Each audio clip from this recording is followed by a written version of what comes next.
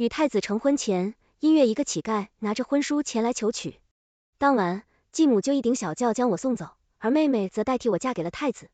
没成想，太子不满赐婚事是给他难堪，还放任姬妾欺辱他。而我所嫁的乞丐不仅对我无微不至，竟然还是流落民间的三皇子。后来，在三皇子荣登大宝，我被封为皇后，下令对太子一党绞杀。妹妹匍匐在我脚下，疯癫地说我抢了她的荣华富贵，诅咒我不得好死。晚上，辛迪将一把匕首插入我心脏，你对自己的亲人尚且毫不留情，何况是朕呢？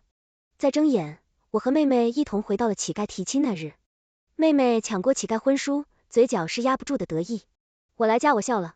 刚好我也想换一个夫君，毕竟辅佐太子登上皇位，可比让乞丐登上皇位简单多了。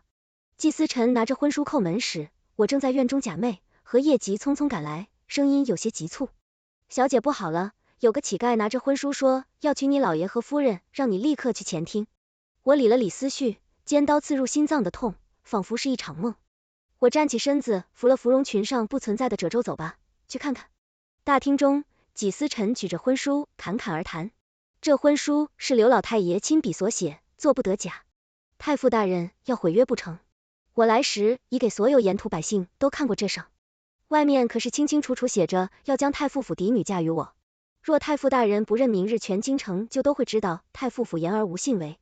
一信被约父亲面露难色，他最近皇恩正浓，正是擢升的关键时刻，出不得半点差错。太傅府共2个女儿，一个是我，另一个是继母所生的柳如烟。而我已经许配给太子柳如烟，是父亲和继母心头肉，是万不可许给乞丐的。我刚到前厅，就遇到匆匆而来的柳如烟，她行色匆匆3两步赶超我，急急上前行礼。继母看着突然出现的柳如烟，神色一怔，忙对着父亲耳语。大约一盏茶的功夫，父亲终于开口，仿佛下定什么决心。既如此，我有2个女儿，便将大女儿父亲话还没说完，便被柳如烟打断。父亲且慢说完，他踱步厅中直直跪下，女儿今日对季公子一见倾心，只觉甚是投缘。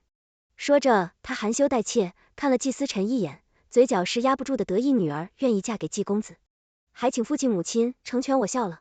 这年头，还有人上赶着嫁给乞丐上一世这个时候。柳如烟并未出现，父亲在继母的挑唆下将我嫁给乞丐，而柳如烟则代替我嫁给太子。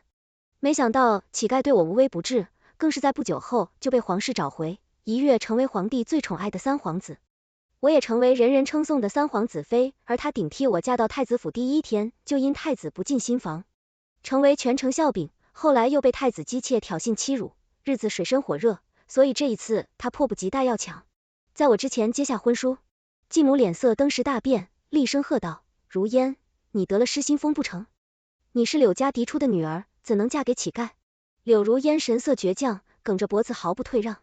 母亲女儿知晓自己今日在做什么，若是无法嫁给季公子，女儿定会抱憾终身，还望母亲成全。父亲见此情形也没办法，只好同意。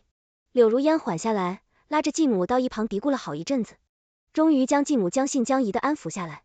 回去的路上，他拦下我，神情倨傲：柳兰，我知道你也回来了，这次那个位置是我的，该轮到你去受辱，成为阶下囚了。我凝视着他，真心的笑，那就看妹妹有多少手段了，嫁给太子不好吗？开局便站在距离权力最中心处，锦衣玉食，荣华富贵，我的好妹妹啊！辅佐太子登上皇位，可比这让乞丐登上皇位简单多了，和前世不同。这也是继母并未将柳如烟以一顶小轿很快抬给季思辰，反而是选择风风光光将柳如烟与我同一天出嫁。太傅府一日嫁2女，一女嫁太子，一女嫁乞丐，被百姓们津津乐道。更多的是议论的柳如烟。在舆论有心的引导下，柳如烟被塑造成一个不同流俗、守信履约、不慕权贵的奇女子形象，而我毫不在意，比起这些虚假的流言，能实际握在手上的东西更为重要。前世我匆匆嫁给季思辰，既没彩礼也没嫁妆，举步维艰。现在我扯着皇家的虎皮，继母不敢克扣我1分1厘120台嫁妆，从离开太傅府那刻就独属于我一个人。经过一整天繁琐礼节，我被送入新房，一直等到亥时，我掀起盖头，轻声吩咐荷叶替我卸妆：小姐，这太子不会来了，今晚好好休息，明天有场大戏。果然如我所料，太子今夜并未来宿。第2日天还未亮，门外就传来吵闹喧哗声。荷叶叹后，匆匆来报小姐，门外是几个良弟来给您请安。我不急不缓，吩咐荷叶慢慢为我梳妆一个时辰后才现身。门外一众女眷早已等得焦躁不安。问安后，一位身着红色襦裙、头戴牡丹的女子与戴季风太子妃睡得可舒爽。昨夜太子喝多了酒，宿在了紫云轩，折腾了臣妾一宿。周边几个姬妾听闻此话，不约而同窃笑起来。我打量了他一下，你是他身边的丫鬟，立刻挺直腰板，这是赵良娣。赵良娣，我听说过太子的新奸宠，前世妻如柳如烟最多的一位。太子嫔妃望一主子拉下去，掌嘴20，把他那身衣服给我扒了一个妾室，在主子面前怎敢穿正红？我瞬间爆发的气势镇住所有人，整个场面鸦雀无声。周围的丫鬟婆子没一个敢动，看看我又看看赵良娣。良久，赵良娣回神，眼神恶毒，充满挑衅。我看谁敢！我是太子最宠爱的妾室柳兰，你若动我，太子定不会放过你。我还以为他有多大能耐，没想到就是一个依附太子的菟丝花。我挽了挽衣袖，走到他面前，啪一巴掌打在他脸上。众人被这一巴掌打懵了，神色间全是惊惧，又暗带窃喜，看来平日被欺辱的也不少。我转头吩咐荷叶按这个标准继续掌嘴。掌到第10下的时候，太子来了。菟丝花哭哭啼啼的附近太子怀里，楚楚可怜殿下，且不知做错了什么，好心来请安。太子妃娘娘就要掌臣妾嘴，太子看着赵良娣肿胀的脸，蹙起眉头，一脸嫌恶的看向我。你竟如此善妒，逼迫自己亲妹嫁给乞丐，又毫无容人之量。柳兰，你真是恶心透顶！我抬眼看向这个上一世的对手，比这匍匐在我脚下的憔悴。现在的他面如冠玉，英姿勃勃。可惜是个是非不分、刚愎自用的主，他不输谁输。赵良娣依偎在太子怀里，哭哭啼啼，声音婉转凄凉。殿下是妾的不对妾，今日不该前来请安。太子低声哄了好几句，才又恶狠狠看向我。我算了算时间，应该快来了。就在这时，一个侍卫急匆匆跑来，太子苏公公来，请您与太子妃进宫。新婚夫妻第2天要进宫拜见太子。忘了？我可没忘。我在昨晚就寝前就找人将太子宿在姬妾处的消息递到宫里，经过1晚上的传播，就变成了太子不满皇帝赐婚，以此抗议。皇帝对太子本就颇有微词，雷霆雨露皆是天恩。太子此举看似家事，实则犯了忌讳。事已一早，苏公公便来催我们入宫，如我所料，太子此举惹怒了皇上，当庭被斥责。回城的路上，他一腔怒火无处发泄，走到半路将我丢下，独自纵马而去。路过长街时，我看到一个熟悉的身影，柳如烟。她素面朝天，穿着一条天青色的襦裙，学着当年的我在当街卖豆腐。一旁衣着华贵的太子正在与她攀谈，只见柳如烟神色坚韧，咬着唇渲染玉气，对着太子控诉我如何贪慕虚荣，逼他破家乞丐。我揉了揉额头，吩咐荷叶走快点。可纵使马车再快，也比不得骑马。太子先我一步回到府中，竟提前将府门关了个严严实实。荷叶上去敲门，里面毫无回应，打定主意要关我在外，让我难堪。周围开始有民众聚集，对马车指指点点。荷叶又敲了好几次，都没敲开。眼看围观群众越来越多，他急得团团转，一双眼红得像兔子。太子妃，这可怎么办？我拔下头上金钗递给荷叶，你继续敲，告诉外面的百姓，太子耳背，让大家帮忙喊一喊。如果能把门喊开，每人赏银5两。若是有人能帮我砸开大门，赏银500两金钗为赠。荷叶瞪大眼睛，心里发毛，却还是接过金钗，依着我的吩咐去做。重赏之下，必有勇夫。不一会儿，就有2个大汉上前同荷叶一同砸门。门外喊太子开门的声音，一声大哭，一声太子。终于忍不住派人来开门。我慢条斯理下车，一一谢过门外众人，才缓缓进入。刚一进院子，就被双手扼住咽喉，抵在墙上。太子妃，你挺厉害啊，不仅逼迫亲妹妹带你嫁给乞丐，今日还敢聚众砸门，你信不信我现在就掐死你？我紧了紧他卡在我脖子上的手，稍稍缓了口气。你最好是现在掐死我，否则我不敢保证去年的军饷与今年的矿山塌陷会不会传到皇上耳中。太子神色大震，掐着我的手，力道变得大起来，咬牙切齿道，你是怎么知道的？你还知道多少？我当然是在前世调查，你是知道的呀，不然凭3皇子那个脓包，怎么可能赢得过根基稳固的太子呢？不过我并不打算告诉他，我全都知道。纪云州，如若今日我死在这里，你结党营私，私吞官银私养兵卒的事，明日就会成伤。以前你猜届时皇上会不会放过你吗？你可知为何你身为太子，却依旧住在宫外，无法入主东宫？他缓缓松开手，神色满是不可置信。你还知道多少？我淡然地看着他，无所不知，无所不晓。他神色晦暗不明，好几个瞬间，我都感觉他会杀了我，可他不敢赌，只敢与我约法三章。我帮他保守秘密，辅佐他登上皇位，他许我皇后之位，从此不再刁难于我。第二天，赵良帝找到太子哭诉，想让太子惩罚于我，却被太子抱去红衣杆，出门外禁足1月。他不明白为何前一天还纵容他，无视尊卑言语羞辱我的太子，仅夜间就判若两人。可我是知道的，这是太子的投名状，也是诚心与我合作的决心，和叶欢快的过来报喜。却见我毫无波澜，太子妃，难道你不开心吗？太子心里有你，他为你责罚了最受宠的嫔妃。我描摹完手上的寒山寿松图，轻轻搁下笔荷叶。你觉得女子一生应当如何过才叫好？他歪着头想立会摇了摇头，不知如何回答，是像赵良帝那样寻一个宠爱自己的主君，成为金丝雀，开心时就动动宠爱，不开心就一脚踢开。我问他，还是如我一般嫁作高门征，眼看着夫君3妻4妾备受挑衅，还要大度容忍，或是像寻常女子一般嫁一个良人，男耕女织了子。余生荷叶摇了摇头，不解地问我，太子妃这些难道都不好吗？我看着他的眼睛，一字一句好，这些都很好，却不是我的好荷叶。你可曾想过，女子一生并非一定得嫁人，也并非一定得依附夫家，为何男人能出关入仕，女子却只能困于后宅，成为男人的附属品？冠以夫姓在太傅府，我是太傅府小姐，嫁给太子，我是太子妃，可有人知道我叫柳兰？荷叶久久未从惊诧中回转过来，我拍了拍他的肩膀，嘱咐他将此花收好，将来能卖钱。今天这番话，我不确定荷叶能明白多少，但我今生所图甚大，若我亲近之，人都不能醒悟，何谈其他？除了做好太子妃本职工作和日常帮太子出谋划策外，我更多的精力都扑在了投资经商与笼络人才。毕竟要想登上那95之位，必要的2项是兵女才。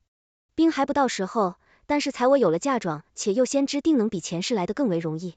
我将嫁妆一半用于经商，一半用于疏通关系，这也是有了太子做靠山，一切都容易了很多。没有人敢在我的铺子闹事，也没有人敢在流程上卡我。短短半年时间，我的资产就翻了几番，商铺开满整个京城。这一日，我与荷叶正在巡视城中商铺，听到百姓都在议论，说京城出现祥瑞，有户人家井中冒出金水，夜晚散发金光，隐隐还有龙口之音，疑是有真龙降世。我立刻有所警觉，派人去查，却发现这一切都是柳如烟搞的鬼才。成亲半年，他就已经按捺不住，要将三皇子真实身份公之于众，真是星号星号。前世我可是一边假装卖豆腐，一边散播信息，暗中联络三皇子母妃旧部，待一切准备就绪，才敢显露人前。可今生这个时候，三皇子无兵无财，贸然回宫，数不清的明枪暗箭，仅凭皇帝的事毒之情，又能几何？太子找到我的时候，祥瑞已被请入皇宫，皇帝在金銮殿上就连说了3个相当场滴血任亲封祭司臣为三皇子赐皇子府，而柳如烟则顺势成为三皇子妃，一时间风头无两。和上一世一样，皇帝对于这个失而复得的儿子极尽宠爱，流水一样的赏赐送入三皇子府，更是时时召入宫中，叫三皇子治理之策，尽显皇浩荡。而太子近来因为剿匪不利，被皇帝连连斥责，两相对比之下，朝局动荡，易处之言甚嚣尘上。此举助长了柳如烟的野心。宫中家宴，他将我堵在太初池假山后，抚着满头珠翠奚落道：“姐姐看我本事如何？如今太子受陛下厌弃，姐姐若现在跪下学狗叫，他日三皇子登临大宝妹妹，或许可饶姐姐一命。”荷叶怒目圆睁，气得手抖。我轻轻捏了捏他，淡然笑道：“妹妹慎言，既是他日之事，现在断言为时过早，鹿死谁手，犹未可知。”柳如烟脸色微变，恼怒地剜了我一眼：“柳兰，你就是死鸭子嘴硬，等太子被废，我看你如何嚣张。”我懒得与他计较，抬脚直接越过他如烟。太子可不是靠放2句狠话就能被废的。前世三皇子被找回没多久，太子就被罢黜。柳如烟指道：“是皇帝主意，三皇子才废太子，实则不然，太子罢黜是因为我收集了太子不臣的足够证据，让三皇子在与皇上日日相处中一件件透露给皇帝，让帝王生疑，最终在剿匪一事上发作罢免太子金生，他仅凭剿匪不力，想要依除，未免太过天真。又过了1个月，太子负伤归来，还正敬仰皇帝，将太子手上的政务大部分转交给三皇子，更是让三皇子水涨船高，备受关注。随着三皇子荣宠愈盛，柳如烟愈发自大。长公主百花宴上，她先我一步入席，不顾众人诧异的眼光，径直坐在上首身旁。丫鬟小声提醒皇子妃，这里是太子妃的位置。柳如烟佯装不闻，丝毫没有起身的意思。眼看我已进入大殿，小丫鬟有些着急，提高了音量，指着身旁的座位催促道：皇子妃，您坐错位置了，此处才是您的座位。丫鬟提醒的声音虽然不大，却刚好足够满场。贵妇们听得清楚，霎时目光全都聚焦在她身上。柳如烟不悦地瞪了丫鬟一眼神，色轻蔑，不过就是个位置，太子妃坐的我有何做不得？如今满朝上下神人，不知三皇子最受器重，我坐上席怎么了？丫鬟为难地看着我。太子妃，这我摆摆手心，笑道：不过是一个位置，既然妹妹喜欢，那便让与妹妹我在这里稍站一会，不碍事。柳如烟搞不懂我葫芦里卖的什么药，以为自己赢了，摸着头上的发髻，自顾自的笑。还是姐姐时的大体。我笑笑并未回答，眼尖的看到刚才的小丫鬟已经越过幔帐往后头去。约莫等离刻钟长公主到来，众人礼毕，长公主看着依旧留在殿中的我，故作疑问：太子妃为何不入席？我脸人一礼，分毫未提。作为备战之士，臣妾自小便仰慕姑母风华，可惜姑母喜好清幽，无缘拜见。今日虽心愿得偿，可暗读太远，臣妾贪心，想要侍奉左右，离姑母更近一些，还望姑母成全一番话说的情真意切，却也并非作假。前世我就很仰慕这位昭庆长公主，想要拉拢她协助三皇子，却被挡在门外。说到这位长公主也是，这位奇人，年少时她为保大庆江山和亲辽国在辽5年，竟首任辽王，与大庆里应外合，灭了辽国。回国后便一直深居简出，一连10年不曾露面，直到我死，昭庆长公主才开始动作，倒是个会说话的长公主，神色舒缓，蓦地神色一厉，不过本宫多年未曾出世，如今这脏东西竟都舞到本宫面上来了。众人不明所以，匆忙站起。我确实知道长公主怒了，任何一个上位者都不会允许有人在自己的地盘搞小动作，表示自己的权威，更何况是刚复出的长公主柳如烟。鸠占鹊巢之举，正是长公主立威的第一刀。三皇子妃请罢2个满是肌肉的嬷嬷走到柳如烟面前，向着门外做出请的姿势。柳如烟满脸不忿，恼羞成怒，不过是个位子，有什么稀罕我敬你是长辈才来参加宴席，孩子迟早被废，我只是……话还没说完，一旁的嬷嬷她的一巴掌打在她脸上，只把她打倒在地。长公主阴沉着脸，示意嬷嬷将人拖出去，妄议朝政，重则20，拖出去打，我看谁敢。比如淹没着肿胀的脸，缓慢站起。我是三皇子妃，谁敢打我？可惜他踢到铁板了。这位昭庆长公主可是让辽国灭国的人，一个不成气候的皇子妃，她还不曾看在眼里。2个嬷嬷下了重手，将柳如烟打得血肉模糊，丢出府门。三皇子知道后，去找皇帝讨要公道。第一次吃了闭门羹百花宴之后，我与长公主亲近起来，除却打理商铺，结交朝臣，剩余时间我几乎都在长公主府。经过一段时间相处，我发现长公主比我想象中更为博学，且深不可测。一日，长公主问我，阿兰惹抛去你太子妃的身份，三皇子与太子，你更看好谁？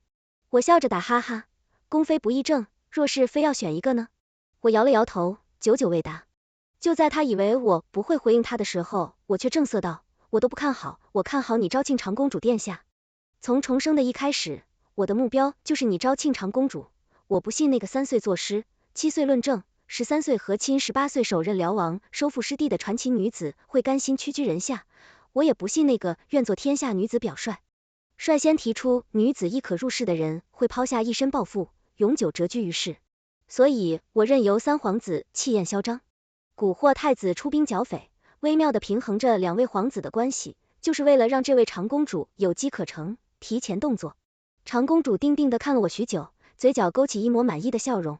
我果然没有看错你，柳兰，你可愿随我一同颠覆这天下，开女子为官之先河，破除女德女阶的牢笼，让天下女子不再困于后庭，从此男女平等，能者居之我单膝跪地，恭敬一礼。臣愿效犬马之劳。由于三皇子根基尚浅，又不善笼络人心，加之他本人并不聪明，从小又在市井长大，目光短浅，皇帝恶补的几月并未起大用，稍有困难就原形毕露，将政务处理得一塌糊涂。我派人时刻盯着一有纰漏弹劾的奏章，就如雪花一般飞向御案。皇帝不胜其烦，大为恼怒，不出3月就夺了三皇子的参政权，朝堂的风向很快就变了，炙手可热的三皇子瞬间变成了冷锅馒头，有如烟急的团团转，想不通哪里出了问题。上一世，三皇子可谓顺风顺水，从来没有受过如此大的冷落。情急之下，刚好遇到我安排的太监，在他经过的地方议论剿匪事宜。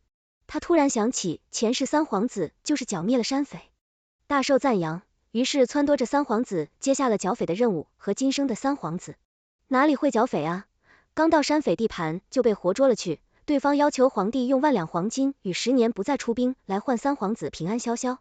传到御前，皇帝气急攻心，一口老血喷出大兵，一场朝堂乱成了一锅粥。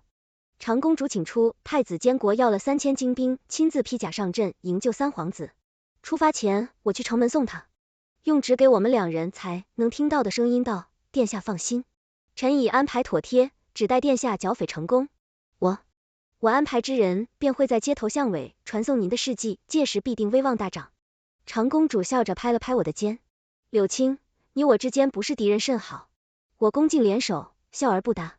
捷报来的比我想象中快，不过短短半月，山匪便尽数伏诛，三皇子也成功得救。在商会的推波助澜下，这位10年前的传奇女子再次走入大众视野。陈年就是稍作美化，或说书，或戏曲，或传记，很快传遍全国。班师回朝那日，万人空巷，只为一睹长公主风采。如此，才与人心都起火，只缺兵了。壁冬以后，皇帝身子时好时坏，朝局愈加动荡。太子每日奔走，偷偷养兵，我也没有闲着，将这些年经商所得金银全数换成了御冬的棉衣，充裕的粮草送往边疆。3月之后，长公主收到戚将军来信，愿随我主如此，万事俱备，只欠冬。空中开始频繁照示，即皇帝身子每况愈下，时日一长，开始追求起那些虚无缥缈的东西。到底是我小瞧了三皇子市井之人，最懂蛊惑人心，打着找寻名医的幌子，向皇成第3了。几个会炼丹的江湖术士又再次得到重用，皇帝日日服食丹砂精神头，一日好过一日，脑子却越来越糊涂，封了三皇子，一个欺诛亲王与太子分庭抗礼，公道狭窄。我再次对上柳如烟，柳兰，你这个蛇蝎心肠的女人，别以为我不知道。三皇子上次剿匪被抓是你干的好事，确实是我干的，但他能奈我何？我将食指竖在唇前，妹妹慎言空穴来风之事，不提也罢。他上前一步，愤恨地抓着我的手腕。我最是讨厌你这一副装腔作势的样子。柳兰，别以为你赢了太子监国，又如何皇上？那还不是对我夫君言听计，从我甩开他的前置，平静地看着他我的好妹妹啊。你怎么就是不长记性呢？尘埃落定之前，鹿死谁手犹未可知，更何况都这个时候了，皇上说什么还重要吗？丧说了他也不懂。随着时间的推移，丹砂弊病显现，在一个合唱的午后，皇帝一头栽倒在案前，再没有爬起来，宫中御医来来去去，也只能暂时吊住他的命。就连前阵子都还有效的当晚，现如今也逐渐失去功效。于是皇帝更加依赖三皇子，不断催促他帮忙求仙问药，这更加助长了三皇子党的气焰，不但在朝堂上处处排挤太子，更是明目张胆把持皇宫。我和长公主一商量，决定将计就计。第2天，宫中就流言传出，皇上要将皇位传给三皇子，这下太子彻底坐不住，偷偷聚集兵力准备夺宫。与此同时，我又将太子准备夺宫的消息放给柳如烟。三皇子更加紧张，竟然连夜逼迫皇帝写让位诏书。情急之下，皇帝昏迷过去，生死不知。趁着夜色，我放飞信鸽，通知城外驻军，随时准备清君侧，又绝不放心，一连换了几人，不同方法传递消息。荷叶为我添衣，自从他明白我的野心，就再也不过他。太子妃小姐更深露重，早些休息。我轻轻握住她的手，充满兴奋。荷叶今晚怕是个不眠夜。丑时3刻，空中钟声响起，不多不少45声庆帝崩逝，举国缟素。我与戚将军会合，赶到皇宫时，天边已经蒙蒙亮，太子与三皇子的人还在焦灼。马匹踏入宫门，如入无人之境，到处的蚕丝与鲜血，无不在诉说着宫殿的惨烈。昭德殿前喊杀依旧，刀兵不止。我向戚将军一礼退至，身后专业的事交给专业的人来做，不出半个时辰，太子与三皇子的人被制服，柳如烟再次匍匐在我脚下。如今他再没了前几日的雍容华贵。金宏笃眼质问我，柳兰为什么是你三皇子呢？荷叶嫌弃的将我往后拉2步，不悦道，小姐，你离他远一点，他一直没安好心。柳如烟置若罔闻，眼神空洞，无能狂怒，为什么你的运气这么好？柳兰，你怎么不心浩？我才该是皇后啊，我才开始这大庆最尊贵的女人啊，你凭什么？我明明都选三皇子，这一次为什么还是你赢？我今天心情好难的，耐心蹲下身给他解释，我的好妹妹，从一开始你就错了，无论我选择谁，我都会赢，因为无论前世今生，我都从未想过将自己的荣辱与抱负寄托在别人手上。这些你不会明白。他的眸色突然变得狠厉，把下头上金簪狠狠向我刺来，那你就心浩。我们再重来一次，这次我一定赢你，可惜没机会了。戚将军猛地飞起一脚，将其踢出数丈，痛得他蜷在地上，无法起身。他缓了好久，突然形状癫狂，哈哈大笑，柳兰，你赢了又如何？太子妃嫔众多，早晚他会厌弃你我，诅咒你身败名裂，不得好死。我揉了揉额头，我这妹妹有够蠢的，直到现在还看不清形势呢。太子吗？如烟何人告诉你，最后的赢家是太子？今天之后，这大庆皆是昭庆长公主的天下，还有我府下深捏住她的脸。如今你该称呼我为大人。我轻轻一甩，他猛地栽倒在地头，磕上石壁，竟晕了过去。我缓步上前，再次蹲在他面前，妹妹，你知道吗？如果我不是要扶持三皇子来和太子斗，你们根本活不到进宫。可他听不到。军士押解着三皇子经过时，他直直地看着我皇嫂，我很后悔当初没有坚持娶你，我笑了，我也很后悔当初帮你。我说的是前世，他说的是今生。晨曦开始探头，太阳的金光洒落，连绵的宫殿被镀成一碧的金色。我执起戚将军的剑，狠狠插入三皇子胸膛前，是你送我匕首，今生我还你长剑，自此两不相欠。长公主派人来问我太傅府和太子的处置意见时，我回了4字，但凭君心为人，臣子放肆一次就够了，怎可试试？越俎代庖，不知分寸，读柳树斑驳的血迹，自今日辰时起，一整日都未曾干过。庆历37年春，女帝即位，改国号为熙，寓意光明兴盛。女帝破除陈规，拜。前太子妃柳兰为相，自此开启了女人入朝为官的先例。女帝登基推行新政，选贤举能，有德者居之，无论男女，无论出生，均可入朝为官，封侯拜相。我跟随于女帝身边，同她一起推行新政改革思想，兴办女学，让女子不仅再是联姻的工具，更能主宰自己的人生。仅3年时间，就国风大改，臣辅之风不在整个西朝欣欣向荣。渐渐的，朝堂上不再只有我一个女臣，边疆出现了女将军，科举有了女探花。又过了10年，我的学生已遍布天下，女人一顶半边天。我向女帝请辞，2辈子我都困于宫墙，今生我完成使命，想要看看更广的天地。向来对我宽容的女帝犹豫了。临行前一天，我与女帝举杯同饮，喝到最后，2人都有些醉意。她罕见地向我说起当年和亲的经历，过了宁安便是草原，从草原一路北上，翻过雪山，便是一望无际的大漠。当年辽国之人最喜在草原上纵马驱蚊，再往北走，有一片水域辽阔无边。柳兰这些景象震惊朕，恐怕再也无缘的见你替朕看看吧。我走那天是个明媚的春日，女帝并未来送我出城门时，我向后挥挥手，并未回头。我知道城墙上并有一抹明黄在目送着我远去。